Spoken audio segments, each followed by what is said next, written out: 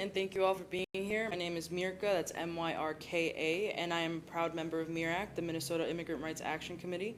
We've gathered today because the city is entering negotiations on the new MPD contract, and we need that contract to include real enforceable consequences for any officer who collaborates with ICE or violates our separation ordinance. This is not a complicated request, it is a necessary one. What happened on June 3rd on Lake Street showed us the cost of having no accountability. A militarized federal force stormed our community, families were terrified, people were harmed, and MPD officers stood with the agents instead of with the residents they are sworn to protect. We cannot allow that to happen again. So we are asking for two straightforward protections: meaningful discipline, including unpaid suspension or termination for officers who collaborate with ICE, and civil consequences, fines, and the right for Minneapolis residents to sue when the ordinance is violated. And let me say this clearly. These demands should not be political. Humanity is not political.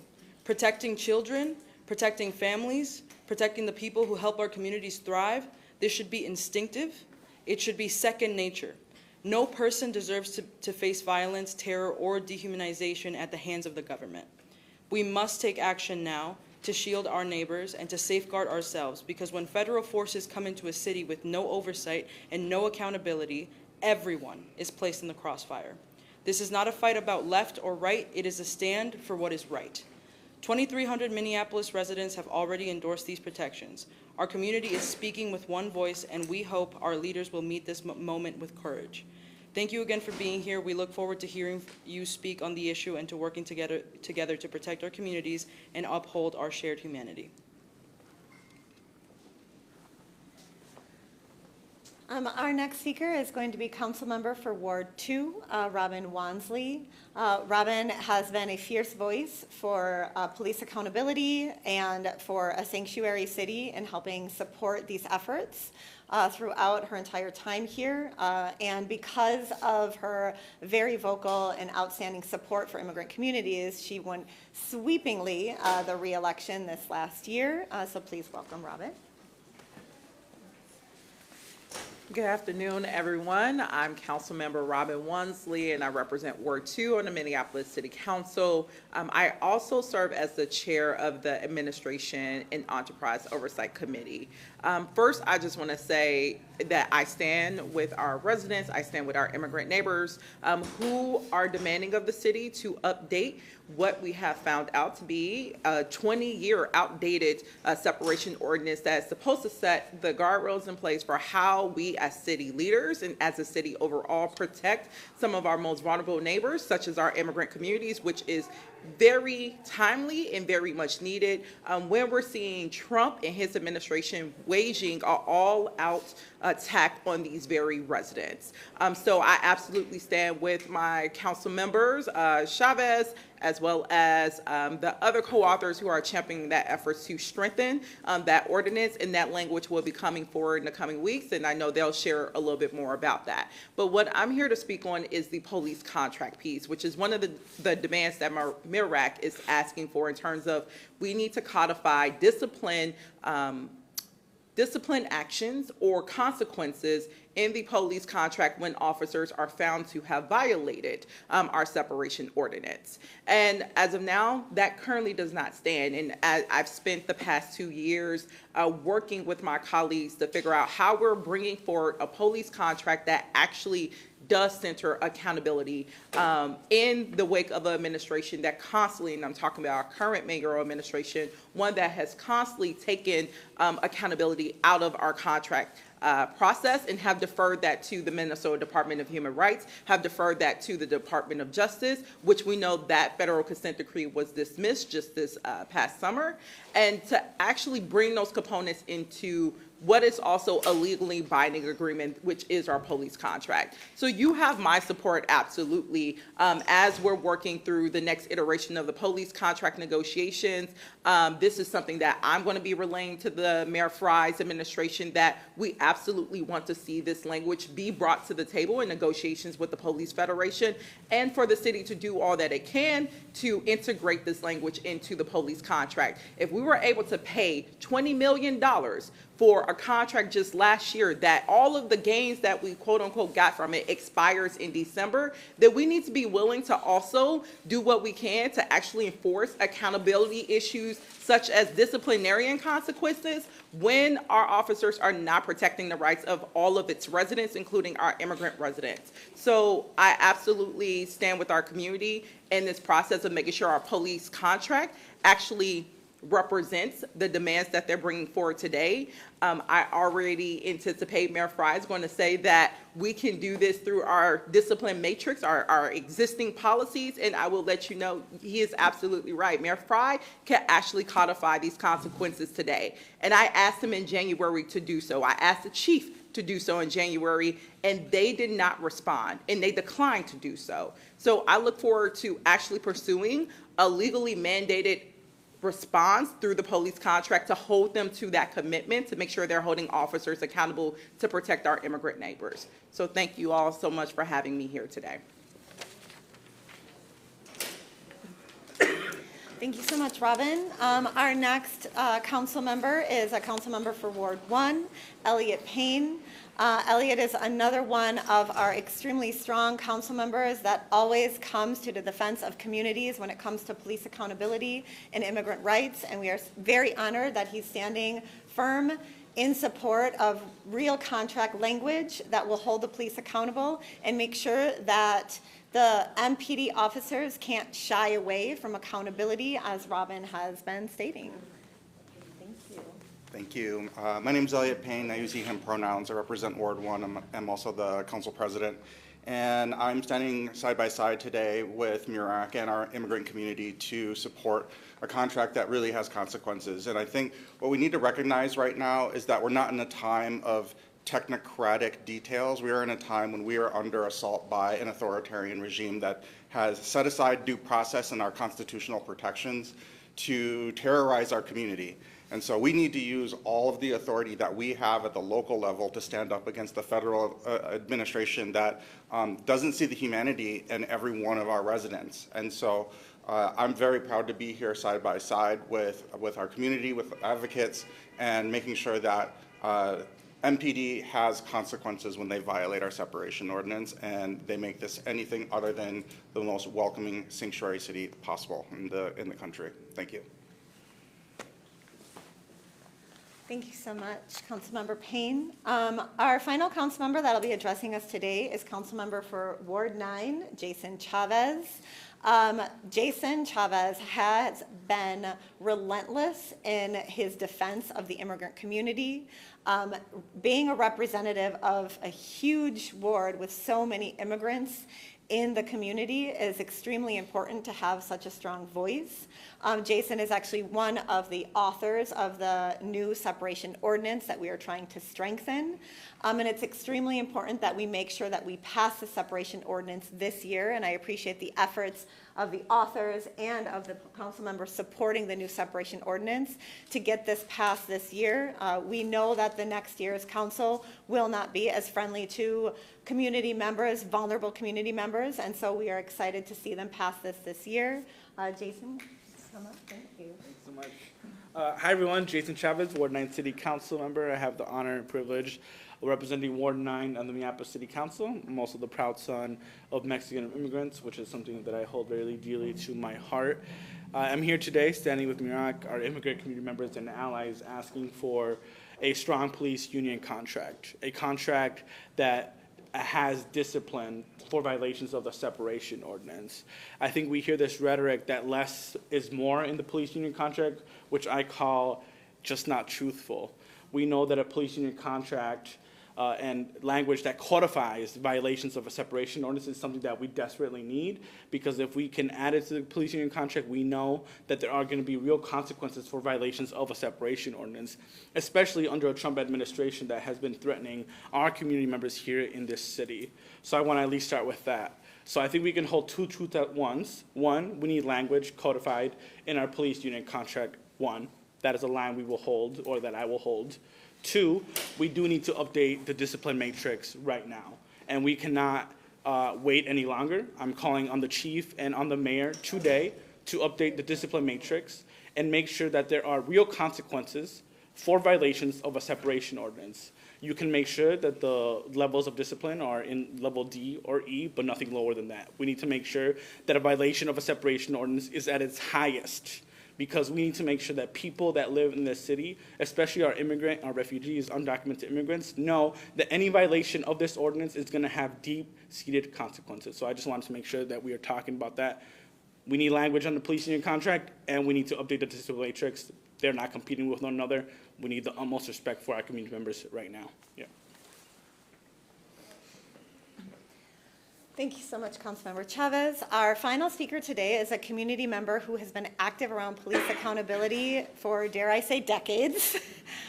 Michelle Gross is a member of the Communities United Against Police Brutality. And this organization we invited to speak and join here today because they have been working for years to add language around accountability to the police union contract. And we want to make sure to give them the space to be heard about how accountability around our police has to extend beyond immigrant communities and into all of our vulnerable communities here in Minneapolis. Michelle, come on.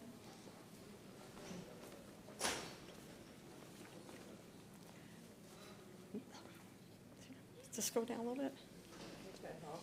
What's that? Kind of blocking. Should we move it? Yeah, I always have to deal with the short person, you know? It is what it is. Good afternoon. My name is Michelle Gross, MICHELLEGROSS, and I'm president of Communities United Against Police Brutality.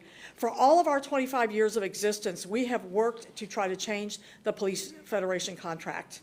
And in fact, the reason that people can sit in on the meetings for the negotiating sessions for the Police Federation contract is because we took a lawsuit against the city 4 years ago, roughly, to require them to allow us to sit in on these negotiations, and we should sit in, because we should know what is going on in that room. Last contract, you'll recall that they gave the police a 21.7% pay increase with no corresponding accountability, and that to us is shameful. Now we are in a real crisis, a crisis created by the federal government through their attacks on our neighbors. And so we have an even more urgent need now for police accountability. In addition to the demands that we make of the Police Federation contract, we are also in the period of time where the Minnesota Department of Human Rights consent decree, court-ordered consent decree, is also being worked on. And one of the biggest things that's happening right now is policy recommendations. So the Minneapolis police are required to rewrite their policies because they have a long pattern and history of racist and disparate policing. And so they're being required by the Minnesota Department of Human Rights to rewrite those policies to address that racism. And the policy that they are working on right now is the policy related to Minneapolis police interactions related to immigration. We have just submitted our recommendations related to that policy, and when we looked at that policy, what that policy said was things like, the Minneapolis police won't be involved in immigration, but if the community gets out of hand, they'll go and protect the agents. Well, what about protection for us? So we added in our recommendations a demand that the Minneapolis police will protect us from these agents, and they should. Good legal research has shown that local law enforcement can arrest ICE and other federal agents if they violate the law. And we are demanding that that be placed in the policy and that it be acted on through the Federation contract. These are our demands. And, you know, the job of the police, with their 21.7% pay increase, making them the highest paid police in the country, the job of our Minneapolis police is to protect us, not some federal agents that come here to harm our community. And we absolutely demand that that be placed in the policy, that that be placed in the Police Federation contract, that it be placed in the disciplinary matrix, and that it be acted on and not ignored like all of the other infractions that are constantly ignored by this city that could have prevented so many harms. And so that is what we're here for today. We demand it, and we will not let up until it happens. Thank you.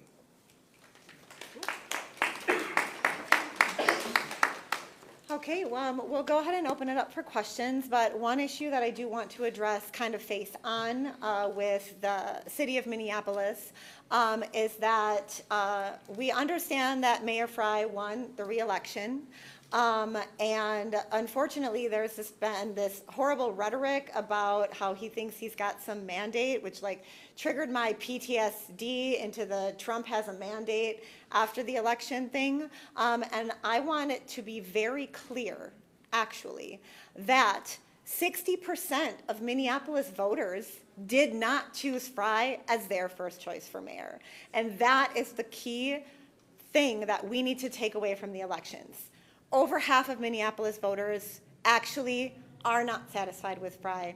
And when we look at the election map and we see the people, the council members who represent immigrant communities, majority immigrant communities, they did not vote for Fry. They voted for Fateh overwhelmingly.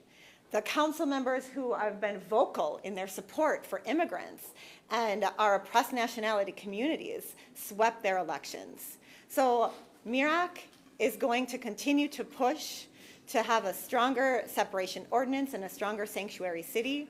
And we don't care who's mayor, and we don't care if he believes he has some kind of mandate, because Minneapolis spoke, and they actually didn't speak in favor of him. I'll go ahead and open it up for questions. You can either direct them to a certain person or in general, and we'll see who wants to answer. To any of the council members, you talked about how you're working on an updated separation ordinance. Beyond that, during this time of negotiations before January, what, if any, sway does the council have over implementing policies like this within the contract that's being negotiated right now?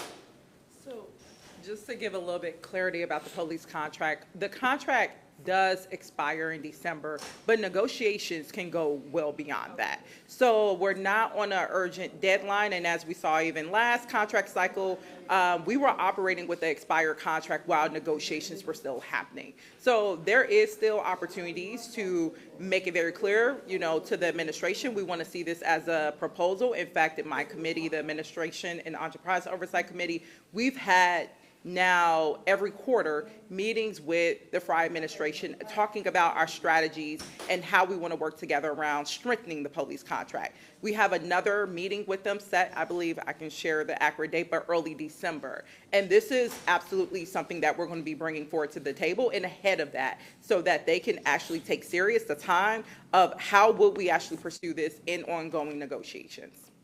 So is it fair to say that the ultimate decision is in Mayor Fry's hands and that the council can only encourage him in the right direction? That is a correct assessment. Yep.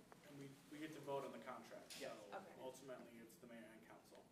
Just to get it on record, do the council members support arresting ICE agents if they fail to identify themselves, or they don't show any identification, or they're wearing a mask? Just get this on record. Do the three council members here support that policy? And do you guys feel comfortable that that would survive any lawsuit from the Trump administration? I am very much on record in holding any agent of any agency accountable to our laws and arresting them if they break our laws. If I could add, please. The proposed policy, which of course is not in effect at this time, but will become in effect at some point, actually has a provision in it that says if Minneapolis police cannot determine the identity of any individual who is engaged in this conduct, they are to arrest them. So it's actually going to become part of that policy, and it should, hopefully, it'll stick. Because, we have just had, as people know, a political assassination, an attempted political assassination by a phony law enforcement officer. Officers need to be identifiable. They should have a badge, a nameplate, and they should get that covering off their faces. And so we're going to be going to the legislature as well with a bill on that. But also that is in this policy that if Minneapolis police cannot identify the individual, they are to be arrested. And then council members Wonsley or Chavez, did you want to directly respond? I said, yeah. Oh, perfect.